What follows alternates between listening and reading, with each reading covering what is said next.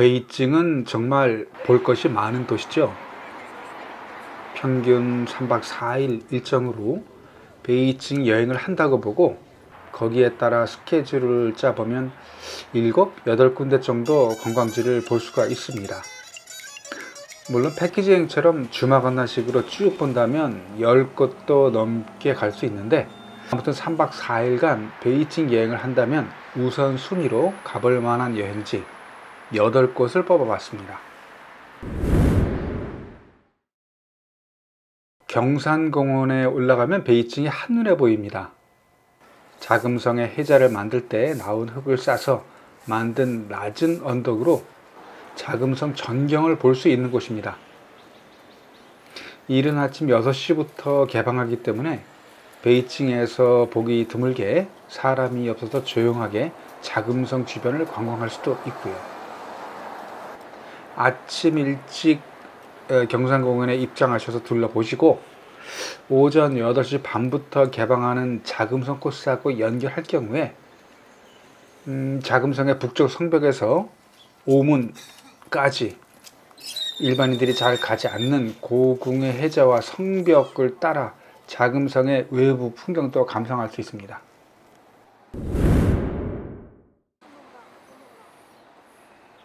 천안문은 자금성을 여행한다면 반드시 들려봐야 하는 곳이죠. 천안문은 자금성과 별도로 입장료를 내고 들어가니까 참고하시고요. 가끔 중국에 중요한 행사가 있을 경우에는 예고 없이 임시 폐관할 수도 있습니다. 자금성은 만리장성과 함께 베이징 여행 필수 코스죠. 2-3시간에 다 보기는 사실 어렵고요. 이렇게 관광 순서로 보면은 입구인 오문에서부터 태화문, 태화전 쭉 올라와서 건천궁 쭉 올라와서 신호문으로 연결되는 이 가운데 중심축만 보고 나오는 경우가 많죠.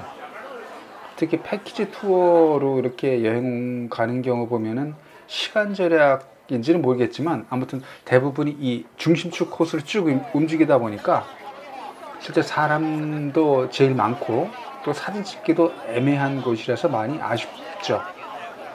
중심축에서 약간 벗어나서 좌측 혹은 우측 담을 따라 쭉 걸어 올라가시면 사진 찍을 포인트도 많고 사람도 비교적 적어서 쾌적하게 자금성을 관광하실 수 있어요. 그리고 중심축에 있는 태화전이라든지 건천궁 이런 문화재도 중요하지만 건천궁 왼쪽에 위치한 양심전은 청나라 옹정황제 이후 황제들의 생활 공간으로 자금성에서 가장 중요한 공간이기 때문에 놓치지 말고 꼭 보시기를 바랍니다. 베하이 공원 북쪽과 연결되어 있고요. 또 후하이라고도 하죠. 이 호수 주변을 끼고 카페들이 많은데 여름밤에는 특히 많이 붐비는 곳이고요. 또 유명한 게 인력거 타고 후통을 돌아보는 걸로 사람들한테 많이 인기가 있죠. 서쪽으로는 공항푸가 있고 남쪽에는 베하이 공원, 그 동쪽에는 난로거샹으로 연결되는 이 베이징 후통 여행의 딱 중심인 것 같아요. 불교 사원인데 원래는 옹정 황제가 되기 전에 살았던 저택이었죠. 중국에서 2명의 황제를 배출한 곳으로 풍수지리를 따지는 중국인들에게는 베이징에 오면 반드시 들려야 하는 중요한 곳입니다. 궁이라는 명칭도 황제들이 살던 곳이라 붙여졌고요. 자금성처럼 스케일이 크지 않아서 위압감이 없는 곳이고요. 여기는 1744년부터 라마 불교 사원으로 되었습니다. 그리고 여기에는 기네스북에 등재된 세계에서 가장 큰 목재 불상도 있고요. 주변에 공묘 국자감이 있어서 용화궁 여기부터 시작해서 공묘, 거즈젠, 난로거샹, 후아이까지 이렇게 후통 여행 코스가 굉장히 인기가 많아요. 우리로 치면 조선시대 남대문 밖이라고 할까요? 이 체먼따제 북쪽에는 천안문 광장과 연결되어 있고요. 천안문 광장에는 아시겠지만 인민다회당, 국가박물관, 천안문, 그리고 자금성으로 쭉 연결되어 있죠. 또 체먼따제가 중요한 게 만리장성이나 용경엽, 명십삼릉 등 베이징 교회의 관광지로 가시려면 이곳 첸먼에 있는 관광버스 종점을 이용하시면 되고요. 근데 체먼따제는 사실 밤 야경이 더 멋있죠. 체먼따제와 다슬란 지역에 보면은 최소 100년 이상 된 베이징 원조 음식점들이 많이 있고요. 또 역사적으로 유서 깊은 문화 공간도 이곳에 집중되어 있습니다. 요즘에는 후하이보다 이곳 체먼따제가 더 인기가 있는 것 같아요. 또 베이징 먹거리 하면 대표적으로 생각이 나는 베이징 커야, 베이징 짜장면, 구블리 빠오지 등 이 베이징 전통 먹거리는 이곳에서 즐기면 이상이 없습니다. 자금성보다 4배나 더 큰 공원이면서 베이징에서 역사적으로 가장 중요한 사원입니다.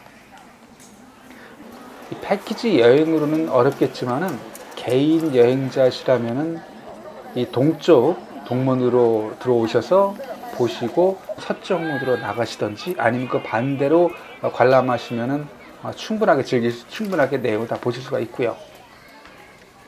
기년전, 회음벽, 원추 이렇게 3개 섹션으로 사실 천단은 구성이 되어 있고 대부분의 나머지 공간은 공원입니다. 그래서 베이징처럼 이렇게 복잡한 도시에서 보기 드물게 조용하면서 아늑한 곳입니다. 베이징 사람들의 문화활동이 여기서 가장 활발히 이루어지는 곳이라 우리 관광객들에게 예상치 못한 흥미있는 공연들이 또 자주 벌어집니다.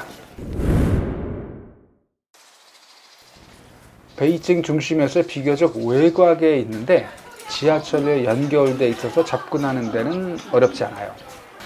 또 베이징에 있는 관광지 중에서 가장 규모가 큰 곳이라 이 이환을 하루에 다 본다는 건 사실 좀 어렵고요.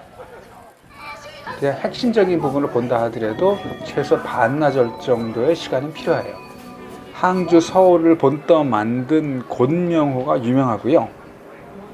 중국식 정원의 마스터피스라고도 하는데 1988년 세계 문화유산으로 등재되었습니다.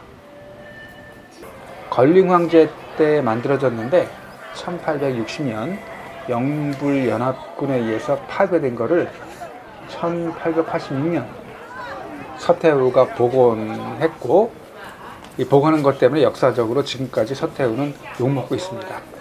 동국문으로 입장해서 북국문으로 나가는 코스가 제일 좋은데 그 반대편도 가능하고요. 꼭 보셔야 될 게 곤명호, 그리고 17공교, 그리고 장랑, 불샹각 이 부분은 꼭 보셔야 될 것 같아요. 베이징에는 여러 곳에 유명한 장성이 있지만 이 뮤티엔위 장성은 상대적으로 관광객이 적어서 조용하고 또 관광객이 개방된 3km 정도 구간이 가장 잘 복원된 곳입니다. 상대적으로 외국인들이 선호하는데 이건 아마 관광객이 적고 완벽하게 복원된 장성이라 역사적인 가치가 높아 볼거리가 많고 또 주변 풍경이 아름답다는 게 이유인 것 같아요. 또 하나는 다른 장성에 비해서 어린이나 어르신 등 노약자도 쉽게 올라갈 수 있다는 것도 외국인 관광객들에게는 인기 있는 이유인 것 같습니다.